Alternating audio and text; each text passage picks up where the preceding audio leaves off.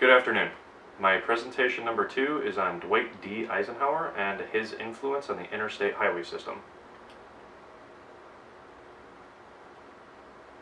Unfortunately, it looks like I've run into some formatting issues once again. I have included a copy of the PowerPoint for you to follow along with.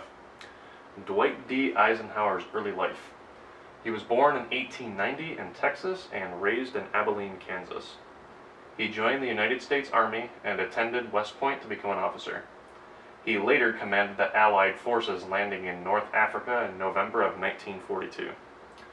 On D-Day, June 6, 1944, Eisenhower became the supreme commander of the troops invading Normandy. He ran for president shortly after he got back from the war and won by a landslide. As an advocate for a strong military, when Eisenhower left office, he strongly urged building our strength. Before Eisenhower became commander of the Allied forces, he directed an army program called the U.S. Army's Transcontinental Convoy. This convoy tested the practicality of using convoys to transport supplies across a country during wartime. The trip took place on a predetermined route from the east coast to the west coast of America. During this time, the convoy struggled through rough terrain and improperly built bridges. Eisenhower noticed the lack of infrastructure and decided that the U.S. needed a better highway system. This thought process was cemented in place when Eisenhower went overseas for World War II and saw the organization of the roads in Germany. While in Germany, Eisenhower was surprised by the national highway system called the Autobahn network. He recognized this modern highway system allowed organized transportation of soldiers and supplies to seamlessly travel from one side of the country to the other. When he became president, he focused on improving our highway system with the intent to protect our country in the event of an invasion.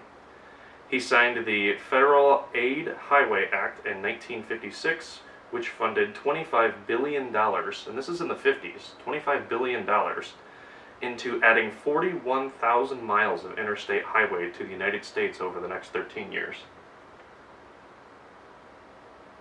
This is just a few of the things that I found that were impacted by the infrastructure change.